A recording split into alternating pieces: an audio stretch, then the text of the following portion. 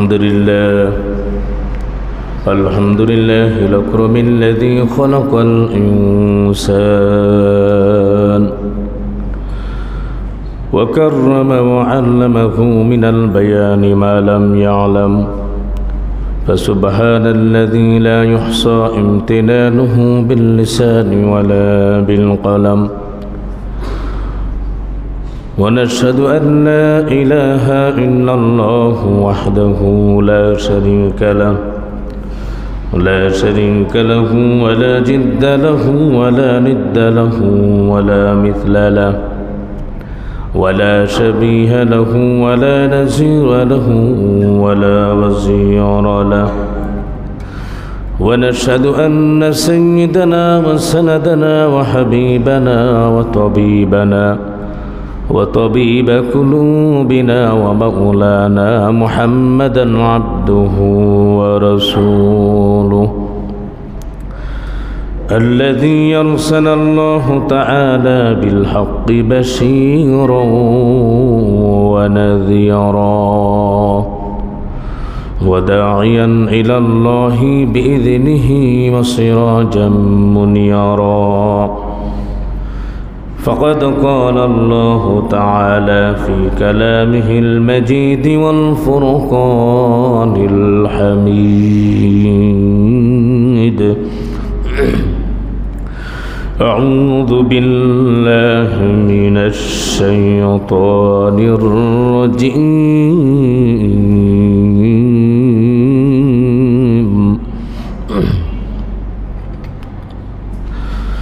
بسم الله الرحمن الرحيم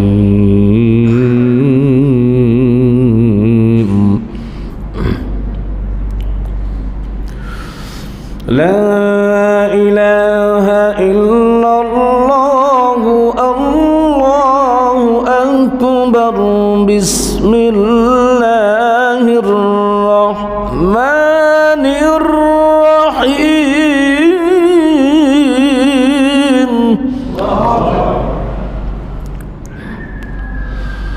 إن أول بيت وضع للناس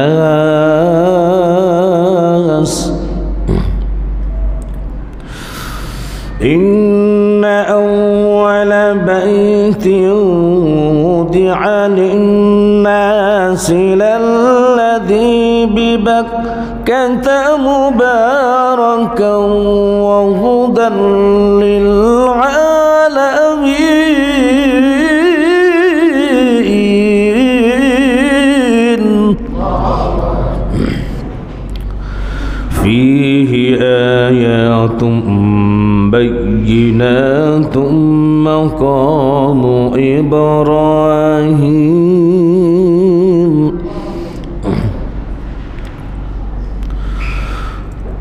فيه آيات بينات مقام إبراهيم ومن دخله كان آمنا ولله جوري بولي الله أكبر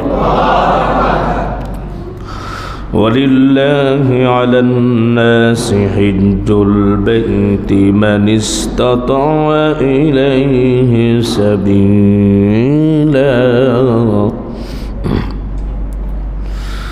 ومن كفر فإن الله غني عن العالمين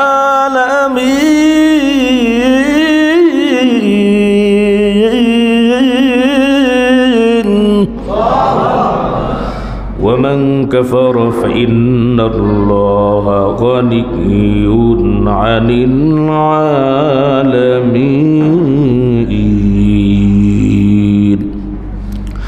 وقد جاء في الحديث قال النبي رسول الله صلى الله عليه وسلم الحج المبرور ليس له جزاء إلا الجنة رواه مشكات.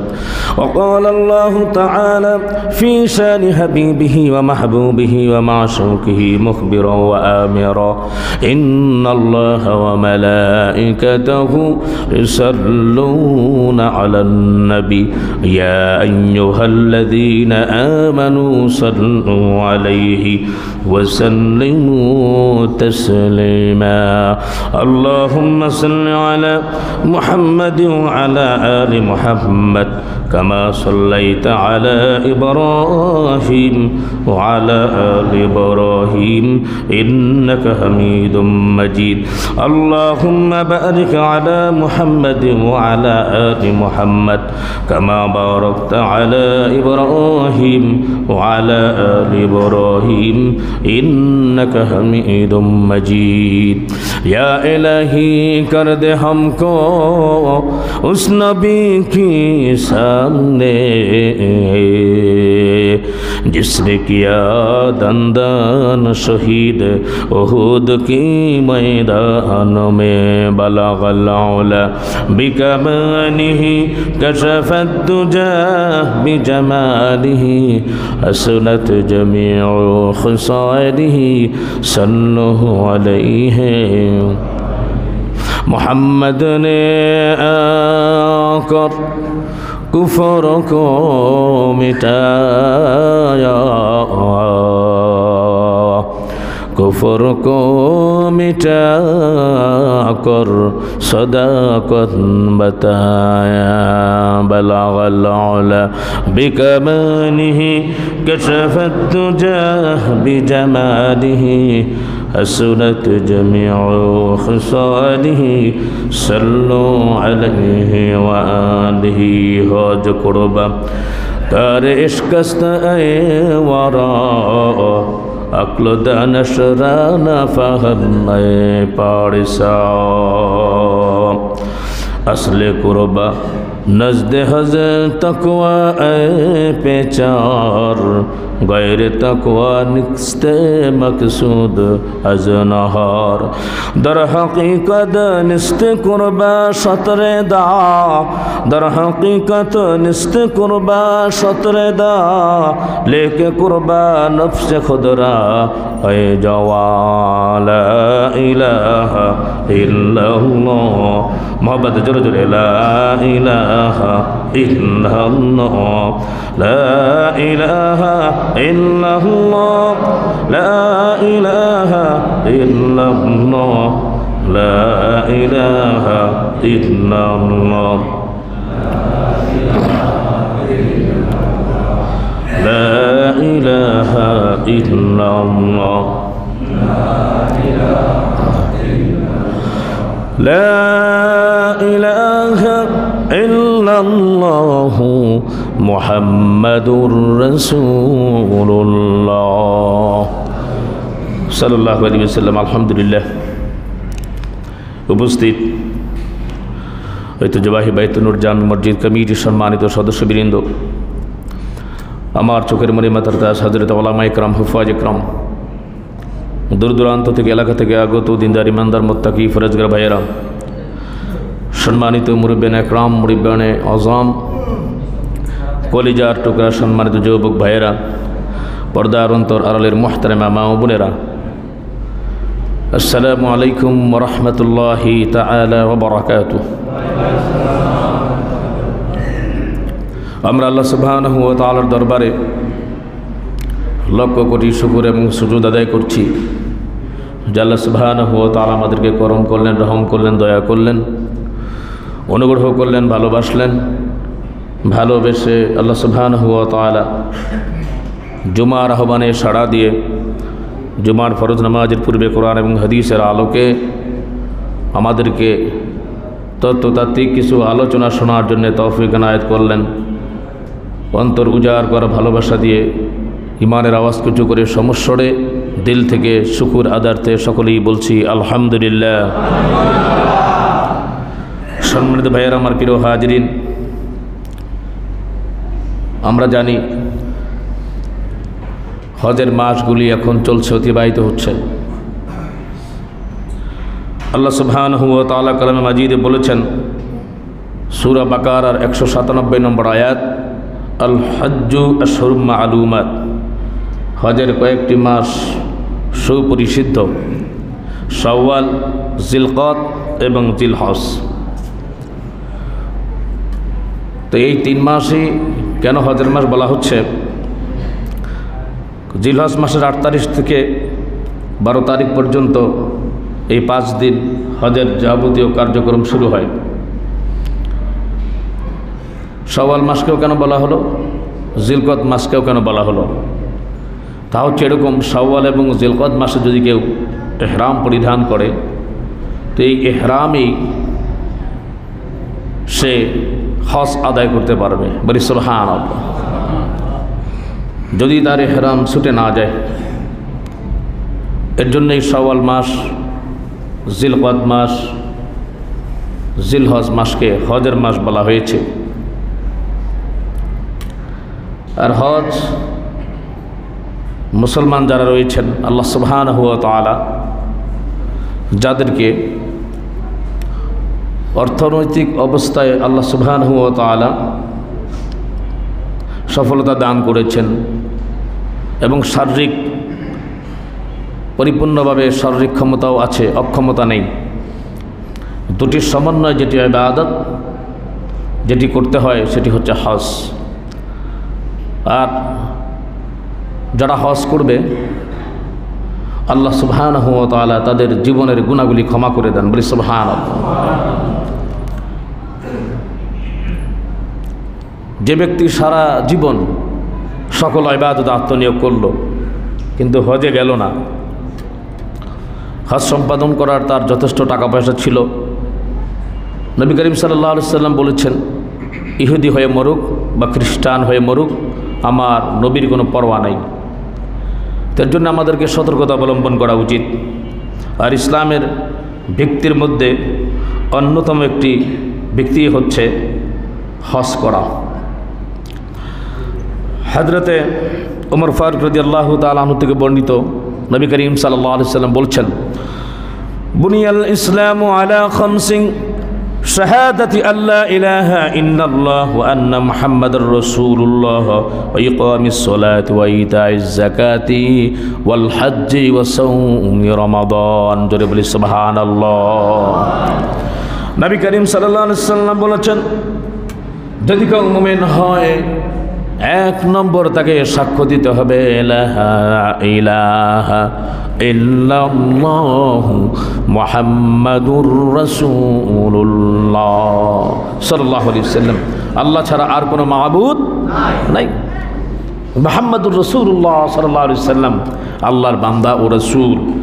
এরপরেই 2 নম্বর হচ্ছে কি, নবী করিম সাল্লাল্লাহু আলাইহি ওয়াসাল্লাম ওয়া ইকামিস সালাহ, নামাজ কায়েম করতে হবে, ওয়া ইতাইজ যাকাত, যাকাত আদায় করতে হবে, ওয়াল হজ্জি ওয়া সাওমি রমাদান, এবং হজ করতে হবে, রমজান মাসের রোজা রাখতে হবে। এই 5টি হচ্ছে ইসলামের স্তম্ভ খুঁটি। চিন্তা করে দেখেন, একটা বাড়ির ভিতরে অনেকগুলো খুঁটি থাকে, যে স্তম্ভগুলি যদি 4টা খুঁটি বা 5টা খুঁটির ভিতরে বা 5টা স্তম্ভের ভিতরে যদি একটি না থাকে, তাহলে সেই বাড়িটি দুর্বল হয়ে যায়। ঠিক তেমনিভাবে এই যে কয়েকটি ইসলামের ভিত্তি, এটি যদি আমাদের মধ্যে পূর্ণতা না থাকে, তাহলে ঈমান দুর্বল হয়ে যাবে। সম্মানিত ভাইয়েরা আমার, প্রিয় হাজিরিন, এই 5টি বিষয় আবার 2টি বিষয়ের মাধ্যমে পুনর্গঠিত। একটা হচ্ছে ইতিকাদ, ইতিকাদ মানে বিশ্বাস। 2 নম্বর হচ্ছে আমল বা ইবাদত। তো ইবাদত কয় প্রকার? ইবাদত আবার 3 প্রকার। যেমন শারীরিক ইবাদত, নামাজ ও রোজা, এটা শারীরিক ইবাদত। আর্থিক ইবাদত হচ্ছে যাদের যাকাত দেওয়ার ক্ষমতা নাই বা সাহেবে নেসাবে পরিমাণ সে সম্পদের মালিক হলো না, তো তার জন্য যাকাত দেওয়া লাগবে না, এটা সম্পদের সাথে জড়িত। আর শরীর এবং অর্থ উভয়ের সাথে সমন্বিত যেটি ইবাদত, সেটি হচ্ছে হজ। বলি সুবহানাল্লাহ।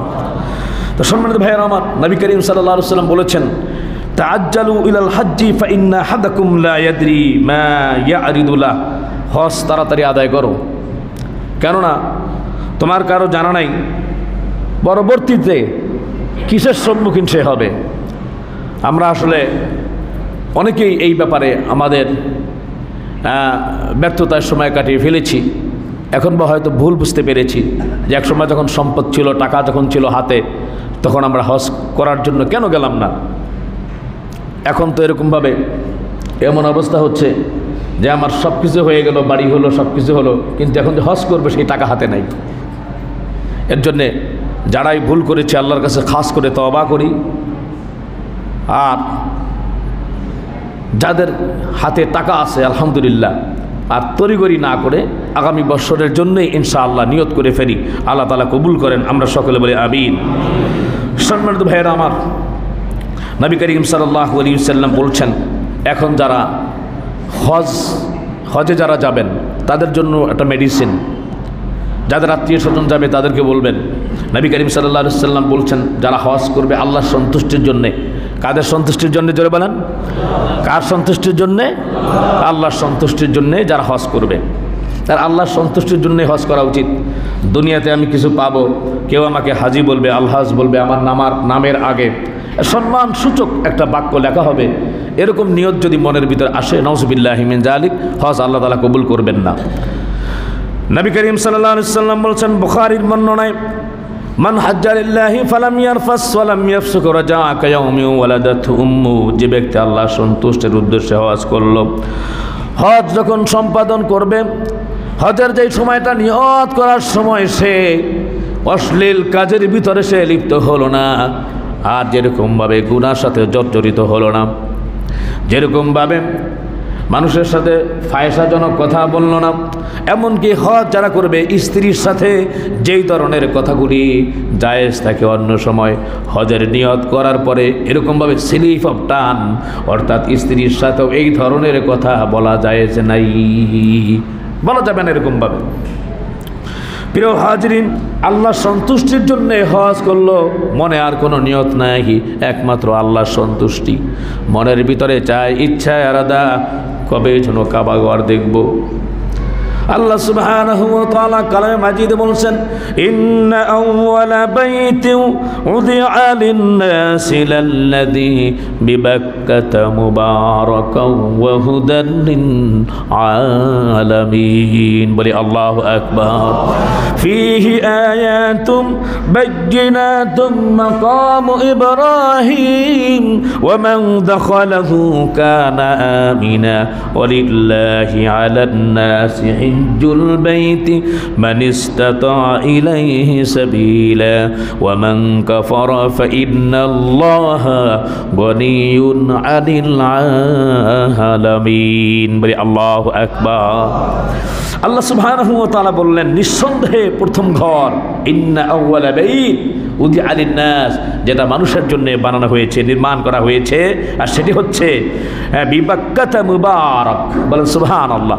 মুবারকময় মক্কাতুল মুকাররমা, ওয়া হুদাল লিল আলামিন, পৃথিবীতে যত মানুষ আছে তাদের হেদায়েতের কেন্দ্র হচ্ছে সেই মক্কাতুল মুকাররমা। আল্লাহ তাআলা আরো বলছেন, ফীহি আয়াতুম বায়্যিনাতুম মাকাম ইব্রাহিম, ওই জায়গায় সেখানে একটি নিদর্শন রয়েছে, সেটা হচ্ছে মাকামে ইব্রাহিম। ওয়া মান দাখালাহু কানা আমিনা, সেইখানে যে প্রবেশ করলো সে নিরাপত্তা লাভ করলো। বলেন সুবহানাল্লাহ। এরপর আল্লাহ তাআলা বলছেন, ওয়ালিল্লাহি আলান-নাসি হিজ্জুল বাইত মান ইসতাতা ইলাইহি সাবিলা ওয়া মান কাফারা ফাইন্নাল্লাহা গনিয়্যুন আনিল আলামিন। বলে আল্লাহু আকবার। আল্লাহ সুবহানাহু ওয়া তাআলা বললেন যে মানুষের উপরে আল্লাহ পাকের নির্দেশ, যার জন্য ওই জায়গায় যে প্রত্যাবর্তন করার অর্থ আল্লাহ সুবহানাহু ওয়া তাআলা যাকে দিয়েছেন, সুতরাং তার হজ করা একান্ত অপরিহার্য। তো আল্লাহ তাআলা বলেন, এই কথা যে মানে না, ফাইন্নাল্লাহা গনিয়্যুন আনিল আলামিন, আল্লাহ সুবহানাহু ওয়া তাআলা কারো মুখাপেক্ষী নয়।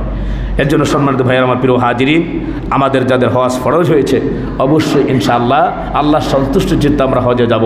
আল্লাহ কবুল করেন, আমরা বলি আমিন। তো যে হাদিসটি বলছিলাম, নবী করিম সাল্লাল্লাহু আলাইহি সাল্লাম বলেছেন আপনারা সকলকে বলে দিবেন, আত্মীয় স্বজন যারা যায়, যে ভাই তোমার এই নিয়তটাকে সুন্দর পরিষ্কার পরিচ্ছন্ন করো, নিয়তের মধ্যে যদি কোনো ঝামেলা না থাকে, আল্লাহ সন্তুষ্টি যাতে একমতো থাকে। আর যদি সেটি থাকে, নবী করিম সাল্লাল্লাহু আলাইহি সাল্লাম বলছেন, তাহলে কি হবে? মান হাজ্জানিল্লাহি ফালাম ইয়ারফাস ওয়ালাম ইয়াফসুক রাজা কায়ামি ওয়ালাদাত উম্মু। আল্লাহর সন্তুষ্টির জন্য যে হজ করবে, মানুষকে দেখানোর জন্য সে করলো না। ভিজিটিং কার্ডের ভিতরে আল হাজ লিখতে হবে। সমাজের ভিতরে হাজি যারা আছে তাদেরকে সম্মান দেওয়া হয়, বা আমার মেয়েটা ভালো জায়গায় বিয়ে হবে, বিভিন্ন রকমের যদি ফোন দিয়ে থাকে, আল্লাহ তাআলা কবুল করবেন না। আল্লাহ তাআলা মনেরটা নেন, কলবেরটা নেন, অন্তরেরটা আল্লাহ তাআলা নেন। একমাত্র আল্লাহর সন্তুষ্টির জন্য যদি হয়, নবী করিম সাল্লাল্লাহু আলাইহি সাল্লাম বলেছেন, এই মাত্র যেন তার মা তাকে প্রসব করলো, অর্থাৎ এই হজ করার মাধ্যমে বেগুনা মাসুম হয়ে গেল। বলেন সুবহানাল্লাহ। মাসুম হয়ে গেল একেবারে, এই মাত্র যেন তার মা তাকে প্রসব করলো, মানে জন্ম হলো তার। সুবহানাল্লাহ বিহামদিহি। নবী করিম সাল্লাল্লাহু আলাইহি সাল্লাম বলেছেন, হজ্জে মাবরুরের ব্যাপারে আল্লাহর কাছে আশা করবা, কারণ নবীজি বলেছেন, সম্মানিত ভাইয়ার আমার, আল হজ্জুল মাবরুর লাইসা লাহু জাযাউন ইল্লাল জান্নাহ। হজ্জে মাবরুরের পুরস্কার একমাত্র জান্নাত। বলি সুবহানাল্লাহ। সম্মানিত ভাইয়ার আমার, প্রিয় হাজিরিন, যাদের অর্থ সম্পদ আছে আমরা কাজে লাগাই, আল্লাহ তাআলা তৌফিক দান করেন। আমরা সকলে বলি আমিন। নবী করিম সাল্লাল্লাহু আলাইহি সাল্লাম বলেছেন, নাসাই শরীফের হাদিস, তাবিউ বাইনাল হজ্জি ওয়াল উমরাতি ফাইন্নাহুমা ইয়ানফিআনিল ফাকরা ওয়াজ যুনুব। তোমরা হজ এবং উমরা এক এক করে আদায় করো। যারা হজ এবং উমরা করলো, গুনাহ থেকে মুক্ত করে দিবেন আল্লাহ, দারিদ্রতা থেকেও আল্লাহ রাব্বুল আলামিন মুক্ত করে দিবেন। বলেন সুবহানাল্লাহ। দারিদ্রতাও থাকবে না, আর আল্লাহ রাব্বুল আলামিন এরকমভাবে গুনাহ মুক্ত করে দিবেন। সুবহানাল্লাহ বিহামদিহি। তো দুনিয়াতে যদি দারিদ্র মুক্ত জীবন যাপন করতে পারি, আলহামদুলিল্লাহ, তাহলে শান্তির জীবন। আর যদি গুনাহ মুক্ত জীবন হয়, তাহলে পরকালে তো জান্নাত। তাহলে হজ্জের মাধ্যমে আমরা এই কাজটা ইনশাআল্লাহ করতে পারি। যাদের তৌফিক আছে, আল্লাহ পাক যাওয়ার তৌফিক দান করেন। আমরা বলি আমিন। সম্মানিত ভাইয়েরা আমার, প্রিয় হাজরিন, নবী করিম সাল্লাল্লাহু আলাইহি সাল্লাম বলেছেন যে হজ তিন প্রকার। একটি হচ্ছে হজ্জে ইফরাদ, আর একটি হচ্ছে হজ্জে তামাত্তু, আর একটি হচ্ছে হজ্জে কিরান। ইফরাদ হচ্ছে হজের মাসে কেবলমাত্র হজের নিয়তে ইহরাম বেঁধে যে হজ করবে, এটাকে হজ্জে ইফরাদ বলা হয়। আর এই ধরনের হাজি যারা আছে তাদেরকে বলা হয় মুফরিদ। তাহলে এক প্রকার আমরা পেলাম। দুই নম্বর হচ্ছে হজ্জে তামাত্তু। হজের মাসে সে প্রথম উমরার নিয়তে ইহরাম বেঁধে নিয়েছে, এরপরে উমরা শেষ করে পুনরায় ৮ জিলহজ আবার সে হজের জন্যে ইহরাম বেঁধে যে হজ করলো, একে বলা হয় হজ্জে তামাত্তু। আর হজ্জে কিরান বলা হয় একই ইহরামে, ইহরাম যেটা পড়লো সেটা একই ইহরামে সে উমরাও করলো, আবার সে হজ সম্পাদন করলো, এটাকে বলা হয় হজ্জে কিরান। আর এরকম হজ যে হাজি সাহেব করবেন তাকে বলা হয় কারিন। তো এই হজ্জে কারিন এটাই মোটামুটি উত্তম। আমরা অনেকটা এটাই করি। আল্লাহ সুবহানাহু ওয়া তাআলা হজ সম্পাদন করার তৌফিক দান করেন। আমরা বলি আমিন। সম্মানিত ভাইয়ের আমার, হজের যেই মাসালাগুলি যারা আছে, আলহামদুলিল্লাহ, যেখানে শিক্ষা দেয়, যেখানে প্রশিক্ষণ হয়, আমরা সেখান থেকে শিখে নেব। লং টাইম অনেক বিষয়, আলহামদুলিল্লাহ। সম্মানিত ভাইয়ের আমার, এরপরে যারা হজে যাবেন তাদেরকে বলবেন, হজে যাওয়ার পরে তারা যেন মদিনাকে না ভুলে যায়, নবী করিম সাল্লাল্লাহু আলাইহি ওয়াসাল্লামকে যেন না ভুলে যায়, সেখানে যেন যায়। মসজিদে নববীতে যেন নামাজ পড়ে। খানায়ে কাবায় যদি সে 1 রাকাত নামাজ পড়ে, 1 লক্ষ নামাজের সওয়াব। বলি সুবহানাল্লাহ। মসজিদে নববীতে 1 রাকাত নামাজ পড়লে 50,000 রাকাত নামাজ পড়ার সওয়াব আল্লাহ আমল নামায় দিয়ে দিবেন। শুধু তাই না, 2টা পরোনা তার। নবী করিম সাল্লাল্লাহু আলাইহি ওয়াসাল্লাম বলেছেন, মান সাল্লা ফি মসজিদি 40 সালাতান লা তাফুতুহু সালাতুন কুতিবা লাহু বারাআতুম মিনান নার ওয়া বারাআতুম মিনাল আযাব ওয়া বারাআতুম মিনান নিফাক। বলি সুবহানাল্লাহ। বলি আল্লাহু আকবার।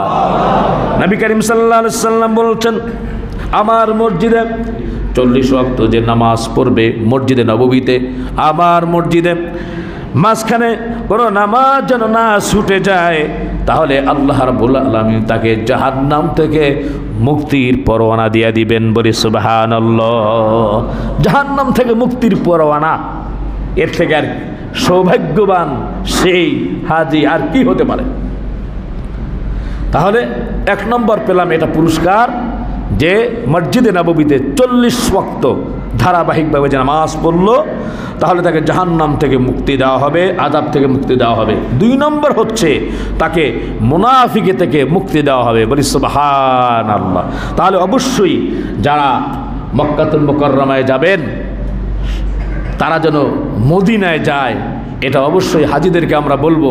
আর আমাদের যদি আল্লাহ পাক তৌফিক দান করে আমরাও যাব ইনশাআল্লাহ। নবী করিম সাল্লাল্লাহু আলাইহি ওয়াসাল্লাম বলেছেন, মান হাজ্জা ফাজারা কবরি বা'দা মাউতি কানা কামান সারানি ফি হায়াতি। যেই ব্যক্তি হজ সম্পন্ন করলো, আমার ফাতের পরে আমার কবর জিয়ারত করলো, সে যেন আমার জীবদ্দশায় আমার সাথে সাক্ষাৎ করলো। বলি সুবহানাল্লাহ।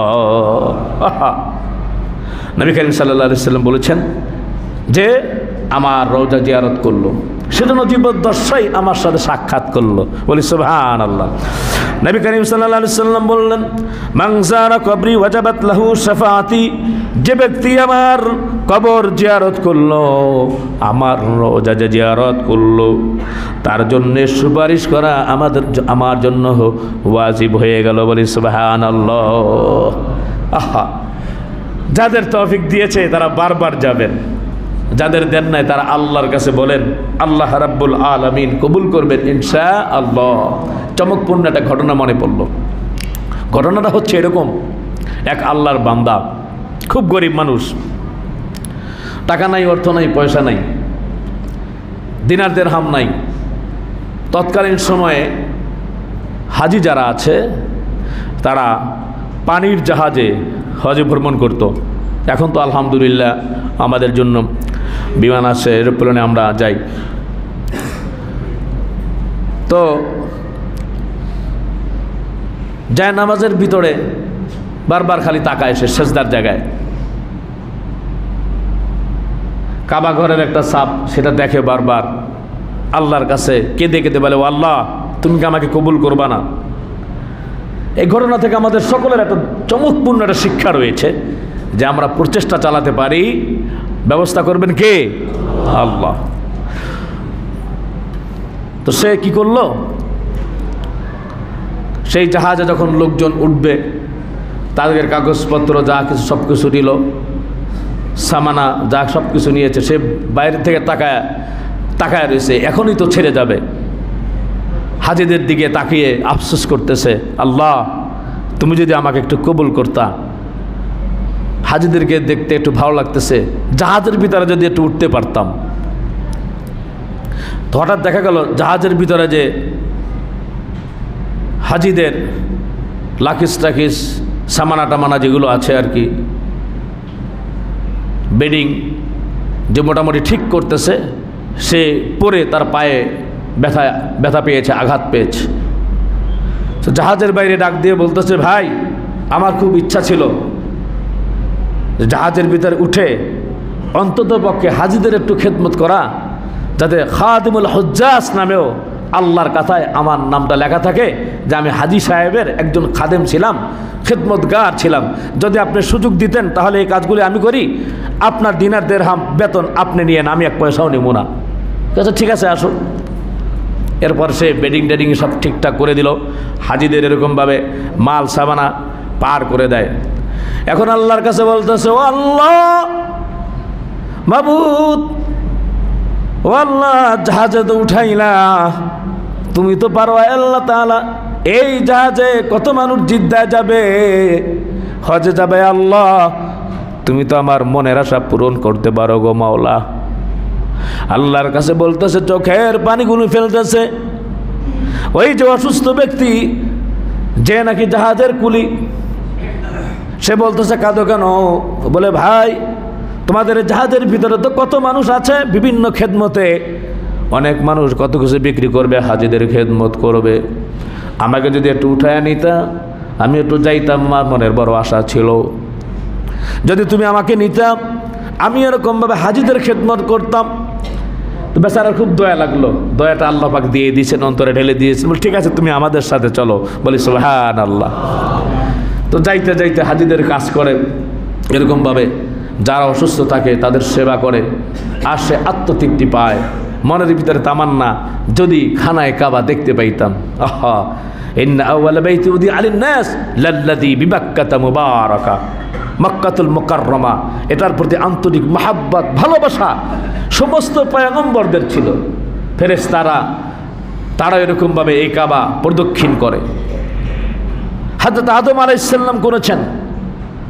আদম আলাইহিস সালাম পরে নূহ আলাইহিস সালামের পরে এটা উঠে নেওয়া হয়েছে। এরপরে আল্লাহ সুবহানাহু ওয়া তাআলা হযরত ইব্রাহিম আলাইহিস সালামকে কাবার গোড়াপত্তন করলেন। আল্লাহ সুবহানাহু ওয়া তাআলা হযরত ইব্রাহিম আলাইহিস সালামকে সেই যেই জায়গাটা যেখানে কাবাঘর নির্মাণ করবেন সেটি আল্লাহ তাআলা দেখায় দিলেন। আল্লাহ সুবহানাহু ওয়া তাআলা বলতেছেন, ওয়া ইয বাওয়ানা লিইব্রাহিমা মাকানাল বাইতি আন লা তুশরিক বি শাইআও ওয়া তাহহির বাইতিয়া লিত-তাইফিনা ওয়াল কাইমিনা ওয়ার রুকআইস সুজুদ। বলি আল্লাহু আকবার। আল্লাহ সুবহানাহু ওয়া তাআলা বলেন, স্মরণ করো যে ইব্রাহিমের কথা, যে পবিত্র সেই স্থান চিহ্নিত করে দিয়েছিলেন আল্লাহ সুবহানাহু ওয়া তাআলা। তখন বলেছিলেন আল্লাহ তাআলা, আল্লাহ তুশরিক বি শাইআ, যে এই জায়গায় কাবাঘর নির্মাণ করো, শিরকের আকার সব উঠে গিয়েছে, আমার সাথে আর কোনো শিরিক করো না। ওয়া তাহহির বাইতিয়া লিত-তাইফিন, এবং তওয়াফকারী যারা রয়েছে তাদের জন্য এই ঘরকে পরিষ্কার পরিচ্ছন্ন রাখো। ওয়াল কাইমিনা ওয়ার রুকআইস সুজুদ, যারা নাকি এরকমভাবে দাঁড়িয়ে দাঁড়িয়ে নামাজ পড়ে, যারা যারা রুকু করে এবং যারা সেজদা দেয়, তাদের জন্য এই কাবা ঘরটাকে পরিষ্কার পরিচ্ছন্ন রাখো। কারণ কাবা ঘরটা, এই ঘরটা কার? যারা বলেন কার? তাহলে এই যে পরিষ্কার পরিচ্ছন্ন রাখা, এটি পয়গম্বরের ইবাদত। এর মাধ্যমে অন্তরের ভিতরে নূর পয়দা করে দেন আল্লাহ সুবহানাহু ওয়া তাআলা। তাহলে এই মসজিদ পরিষ্কার পরিচ্ছন্ন করা, সম্মানিত ভাইয়ের আমার, এটা ভাগ্যের ব্যাপার, সৌভাগ্যের ব্যাপার। খাদিমুল মাসাজিদ, তাদের জন্য এই কাজটা, এটা সম্মানের। আল্লাহ পাকের ঘর পরিষ্কার পরিচ্ছন্ন রাখা আমরা চেষ্টা করব ইনশাআল্লাহ। শুধু এখানে যারা খাদেম আছে তাদের দায়িত্ব না, মসজিদ কমিটি সহ আমাদেরও দায়িত্ব। আল্লাহ তাআলা বলছেন, ইন্নামা ইয়া'মুরু মাসাজিদাল্লাহ মান আমানা বিল্লাহি ওয়াল ইয়াউমিল আখির ওয়া আকামাস সালাহ ওয়া আতাআজ যাকাত ওয়া লাম ইয়াখশা ইল্লাল্লাহ। মসজিদ আবাদ করবে তারা, তাদের কয়েকটা গুণাগুণ থাকতে হবে। 1 নম্বর, নামাজি থাকতে হবে। বেনামাজির দ্বারা মসজিদ আবাদ হবে না। কোরআনের আয়াত, ওয়া আতুজ যাকাত, যাকাত দিবে সে। আর কি করবে? ওয়া লাম ইয়াখশা ইল্লাল্লাহ, দুনিয়ার কাউকে সে পরোয়া করবে না, ভয় পাবে না। ভয় পাবে একমাত্র আল্লাহকে। ধরে বলেন কাকে? আল্লাহকে ভয় করবে, আল্লাহর সন্তুষ্টির উদ্দেশ্যেই সব কাজগুলি করবে। আল্লাহ তাআলা দায়িত্ব দিয়েছেন, যেই দায়িত্ব পালন করছেন হযরতে ইব্রাহিম আলাইহিস সালাম, ইসমাঈল আলাইহিস সালাম। সম্মানিত ভাইয়েরা আমার, প্রিয় হাজিরিন, হযরত ইসমাঈল আলাইহিস সালাম, হযরতে ইব্রাহিম আলাইহিস সালাম, তারা যখন এরকমভাবে কাবা ঘর নির্মাণ করলেন, আল্লাহর কাছে দোয়া করলেন, ও আল্লাহ তাআলা, তুমি আমাদের অপরাধগুলো ক্ষমা করে দাও। আহা, তাদের কোনো গুনাহ ছিল না, আগেও না পরেও না। তারপর আল্লাহর কাছে তারা মাপ চেয়েছে। তারা বলছে, রব্বানা ওয়াজআলনা মুসলিমাইনি লাকা ওয়া মিন যুররিয়াতিনা উম্মাতাম মুসলিমাতান লাক ওয়া আরিনা মানাসিকানা ওয়া তুব আলাইনা ইন্নাকা আনতাত তাওয়াবুর রহিম। বলি আল্লাহু আকবার। বললেন, হে আমার প্রতিপালক, আমাদেরকে তোমার অনুগত বানায়া দাও। আমরাও আল্লাহর কাছে বলে, আল্লাহ তাআলা আমাদেরকে তোমার অনুগত বানায়া দাও। ও আল্লাহ, আমাদের খানদানে এমন এক দল সৃষ্টি করে দাও যা তোমার আজ্ঞাবহ হবে। তার মানে হচ্ছে ইব্রাহিম আলাইহিস সালামের দোয়া কবুল করেছেন। আমাদের নবী প্রিয় হাবিব হযরতে ইসমাইলের বংশে তিনি আবির্ভাব হয়েছেন। বলেন সুবহানাল্লাহ। আল্লাহ তাআলা বলছেন, আমাদেরকে জানিয়ে দিয়েছেন পবিত্র কুরআনুল মাজিদের সূরা বাকারার 128 নম্বর আয়াতের ভিতরে হযরত ইব্রাহিম আলাইহিস সালাম বলেন, আল্লাহ তাআলা ওয়া আরিনা মানাসিকানা, আল্লাহ তাআলা আমাদেরকে ইবাদতের নিয়ম কানুন শিখায়া দেন। ওয়া তুব আলাইনা, আমাদের উপরে আল্লাহ তাআলা ক্ষমাশীল হয়ে যান। ইন্নাকা আনতাত তাওয়াবুর রহিম, আপনি উত্তম তওবা কবুলকারী। বলি সুবহানাল্লাহ। সম্মানিত ভাইয়েরা আমার, প্রিয় হাজিরিন, আর আমাদের নবীর ব্যাপারে দোয়া করলেন হযরত ইব্রাহিম আলাইহিস সালাম। বলেন সুবহানাল্লাহ। ইব্রাহিম আলাইহিস সালাম বললেন, রব্বানা ওয়াবআথ ফীহিম রাসূলাম মিনহুম ইয়াতলু আলাইহিম আয়াতিকা ওয়া ইউআল্লিমুহুমুল কিতাবা ওয়াল হিকমা ওয়া ইউযাক্কিহিম ইন্নাকা আনতাল আজিজুল হাকীম। বলি আল্লাহু আকবার। হযরত ইব্রাহিম আলাইহিস সালাম বললেন, আমার প্রতিপালক ও আল্লাহ, এদের কাছে একজন রাসূল আল্লাহ তাআলা প্রেরণ করিও, এদেরকে তোমার আয়াতগুলো পড়ে শোনাবে, এদেরকে কিতাব ও জ্ঞান ও বিজ্ঞান শিক্ষা দিবে, এদেরকে বিশুদ্ধ করবে তাদের অন্তর। নিশ্চয়ই তুমি ক্ষমাশীল এবং পরকাময়। বলি সুবহানাল্লাহ। ঠিক ইব্রাহিম আলাইহিস সালামের দোয়া আল্লাহ কবুল করেছেন। এর জন্য আল্লাহ তাআলা বলেছেন, লাকাদ মান্নাল্লাহু আলাল মুমিনিন ইয বাআসা ফীহিম রাসূলাম মিনহুম। আল্লাহ তাআলা তোমাদের জন্য দয়া এরকম যে তোমাদের ভিতর থেকে একজন নবী পাঠিয়ে দিলেন। তিনি আর কেউ না, তিনি হচ্ছেন মুহাম্মাদুর রাসূলুল্লাহ সাল্লাল্লাহু আলাইহি ওয়াসাল্লাম। বলি সুবহানাল্লাহ। সম্মানিত ভাইয়েরা আমার, প্রিয় হাজিরিন, বলছিলাম মনে আসে তো সেই ঘটনাটা। আল্লাহ পাক আমাদেরকে সেই মাকাম ইব্রাহিম দেখার তৌফিক দান করেন, আমরা বলি আমিন। সম্মানিত ভাইয়েরা আমার, খেদমত করতেছে ওই লোকটা, হাজিদের সেই খেদমত করতেছে। কয়েকদিন পরে জাহাজটা যে জিদ্দায় ফেলল, এখন সকলকে চেক করে করে নামাইতেছে। এখন সে চিন্তা করতেছে, আমাকে তো এখন ধরবে, আমি তখন এর বাইরে আর যেতে পারবো না, তাহলে কি করব? সে তখন লাফ দিছে, সে সাগরে লাফ দেওয়ার পরে কিনারায় পৌঁছাইছে। কিনারায় পৌঁছানোর পরে এমন এক সে জায়গায় গেল, সেখানে ঝড় শুরু হয়ে গেছে। ঝড়ের ভিতরে এক বাড়িতে কোনো রকম বাসা, যেখানে এরকমভাবে উট রাখে, সেই ঘরে সে আশ্রয় নিয়েছে।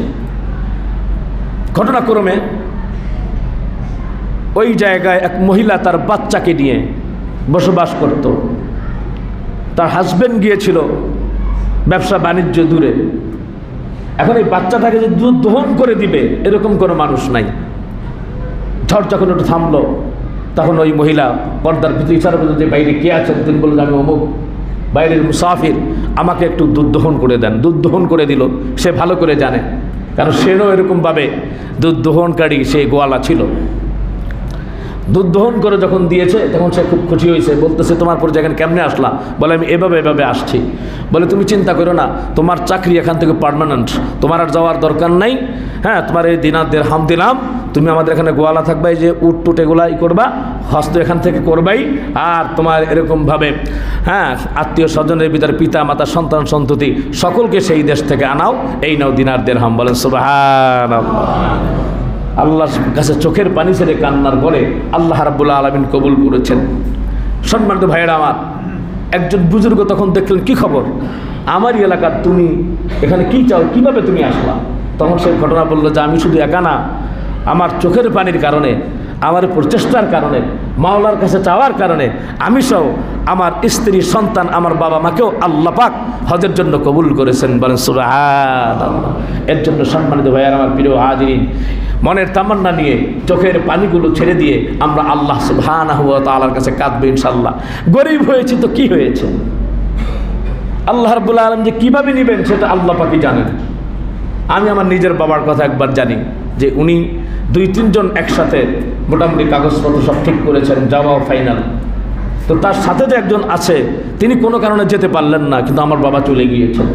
এরকম দেখা যায় যে অনেক কিছু হওয়ার পরেও আল্লাহ কবুল না করলে হয় না। তো আমার মাওলা আল্লাহ সুবহানাহু ওয়া তাআলা যেন কবুল করেন, আমরা সকলে বলি আমিন। সম্মানিত ভাইয়েরা আমার, প্রিয় হাজিরিন, আল্লাহ সুবহানাহু ওয়া তাআলা কালামে মাজিদে বলেছেন, মুআদ্দিন ফিন্নাস বিল হাজ্জাতুকা রিজালান ওয়া আলা কুল্লি দামিরি ইয়াতিনা মিন কুল্লি ফাজ্জিন আমিক লিয়াশহাদু মানাফিআ লাহুম। কাবাঘর নির্মাণ করার পরে যখন গোড়াপত্তন করলো ইব্রাহিম আলাইহিস সালাম জায়গা দেখাইয়া দিলেন।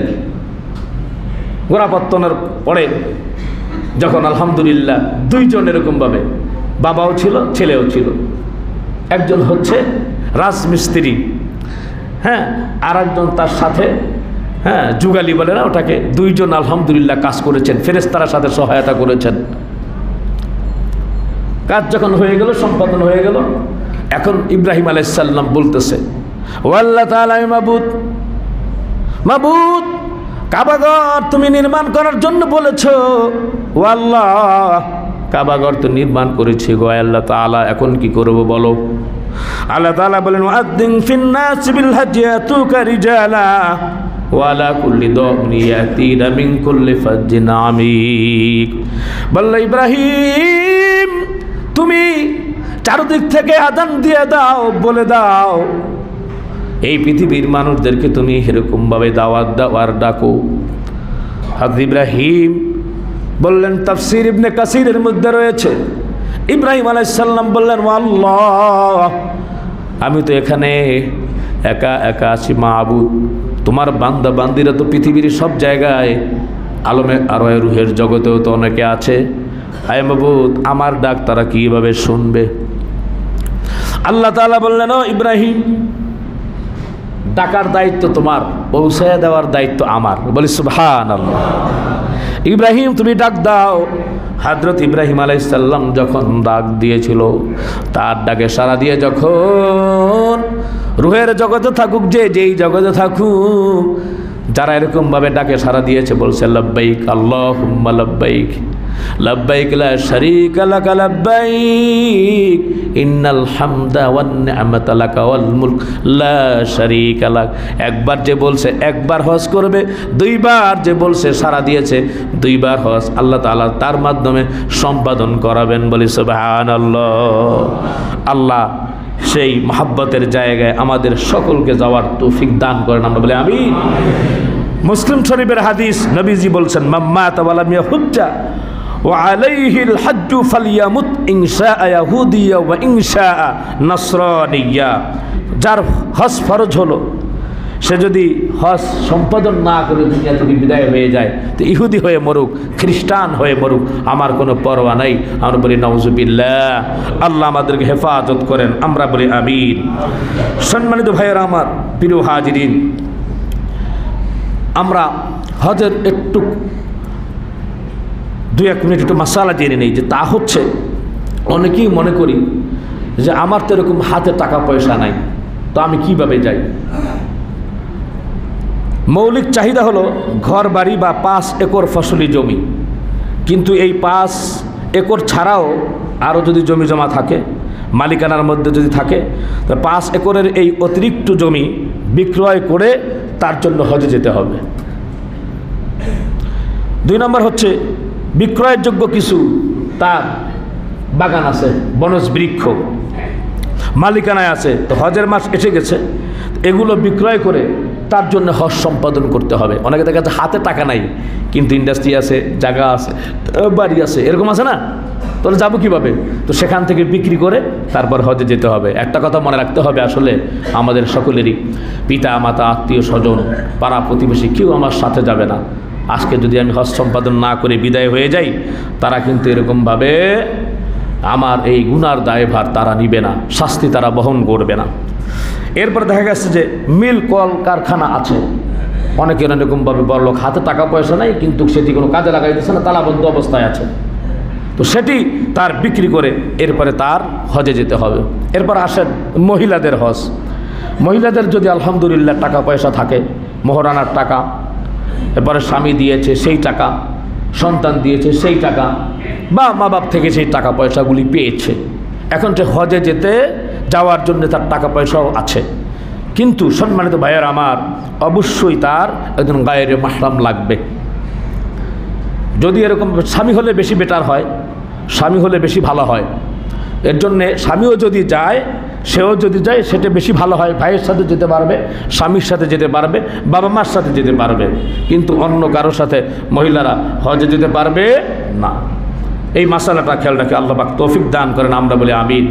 এখন হুজুর, আমরা অনেকেই গরিব মানুষ, আমরা যারা হজে যেতে পারি না, তো আমাদের এই সৌভাগ্যবান আমরা কিভাবে হতে পারি? নবী করিম সাল্লাল্লাহু আলাইহি সাল্লাম আমাদের জন্য কয়েকটা মেসেজ দিয়েছেন। তা হচ্ছে, গরিব মানুষ যারা রয়েছে তাদের জন্যে হজের সওয়াব পাওয়ার কয়েকটি বিষয় রয়েছে। নবী করিম সাল্লাল্লাহু আলাইহি সাল্লাম বলেছেন, কেউ যদি এরকমভাবে ফজরের নামাজ আদায় করে, ফজরের নামাজের পরে ওই জায়গা থেকে আর উঠলো না, চিকিরাজকার করলো সূর্য ওঠা পর্যন্ত, এরপরে ইশরাক নামাজ আদায় করলো, আল্লাহ সুবহানাহু ওয়া তাআলা তার আমল নামায় কবুল উমরার এবং কবুল হজের সওয়াব দিয়ে দিবেন, বলি সুবহানাল্লাহ। নবী করিম সাল্লাল্লাহু আলাইহি ওয়াসাল্লাম বলেছেন, গরিব মানুষ যারা খানায় কাবায় আসতে পারলো না, মক্কাতুল মুকাররমে আসতে পারলো না, মদিনায় আসতে পারলো না, যারা রমজান মাসে যদি 20 তারিখ থেকে শেষের 10 দিন ইতিকাফ করে, আল্লাহ রাব্বুল আলামিন তার আমল নামায় কবুল হজ কবুল উমরার সওয়াব দিয়ে দিবেন, বলি সুবহানাল্লাহ। 3 নম্বর, সম্মানিত ভাইয়েরা আমার, অনেকের মা বাবা আছে, মা বাবা দিকে যদি এরকমভাবে একটু হাসি মুখে তাকাইতে পারি, মা বাবা যদি আমার দিকে তাকায় যদি খুশি হয়, যতবার তাকাবো ততবার আল্লাহ তাআলা কবুল হজের সওয়াব আমল নামায় দিয়ে দিবেন, বলেন সুবহানাল্লাহ। গরিব মানুষ মনে মনে চিন্তা করছে, আল্লাহ, আয় মাবুদ, যদি মাবুদ তুমি যদি টাকা দিতাম, আয় আল্লাহ তাআলা তুমি যদি পয়সা দিতা গো মাবুদ, ও আল্লাহ তাআলা, তাহলে এরকমভাবে হজ করতে যাইতাম। এরকম নিয়ত যদি মনের ভিতরে থাকে কিন্তু চাইতে পারলো না, মনে ইচ্ছা তামান্না ছিল, এই অবস্থায় দুনিয়া থেকে বিদায় হয়ে গেল, আল্লাহ রাব্বুল আলামিন কিয়ামতের ময়দানে অন্তরের ভিতরে খাঁটি তামান্না আশা আকাঙ্ক্ষা থাকার কারণে হাজি অবস্থায় হাজিদের সাথে উঠায় দিবেন, বলেন সুবহানাল্লাহ। এর জন্য মোহাব্বত ভালোবাসা থাকতে হবে আল্লাহর প্রতি। সম্মানিত ভাইয়েরা আমার, হযরত ইব্রাহিম আলাইহিস সালাম যখন এরকমভাবে